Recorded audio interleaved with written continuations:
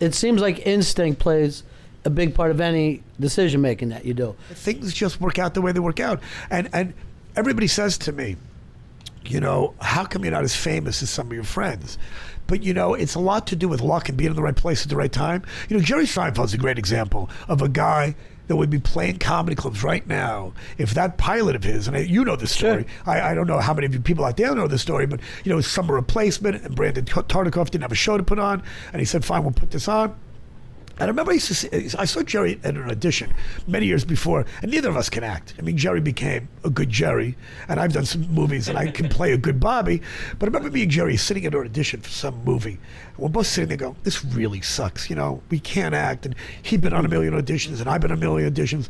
And then they wrote this pilot, which of course was brilliant, and he got a brilliant cast behind him, so it worked. But if Jerry Seinfeld didn't have those, you know, George and Elaine and Michael Richards, you know, it's like if John Lennon and Paul McCartney never met up, and if, you know, and Keith Richards didn't meet, you know, Mick Jagger in the subway, they'd probably be playing guitar on American Idol or being in the park here trying to make a buck, dressed like the Statue of Liberty, like those other retards in Columbus.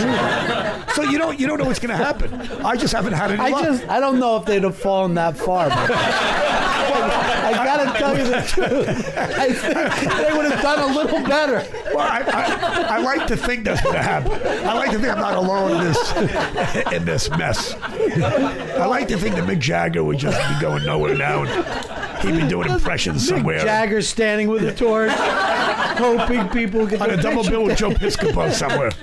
Yeah. Well, but so at the same things, like you're saying, you don't take kind of blame because that's fate. At the same time, should people even take credit for their success? Because again, maybe that's just fate. Absolutely. You know.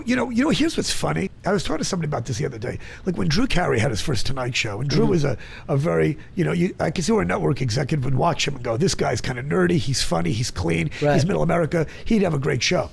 And I remember Roseanne Barr, before she was famous, opened up for me in a one-nighter. We had this horrible one-nighter in Northern California, and she hadn't only been doing comedy for a few months. And for some reason, she was in my car. We weren't having sex or doing drugs, but she's in my car, and she was really nervous about this, and I was giving her this whole lecture about it. You know, it's brutal out there, and, you know, she's getting ready to move to L.A. And I said, well, good luck, because it's cutthroat out there. And she went on The Tonight Show, the domestic goddess, and of course, they saw a show around her.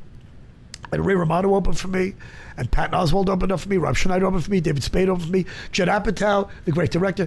Everybody that's opened up for me has been successful. I happen to be a conduit to fame. I have channeled all these people's fame, and yet there's nothing left for me in the universe because I've given it to other people. Thank you. Thank you very much.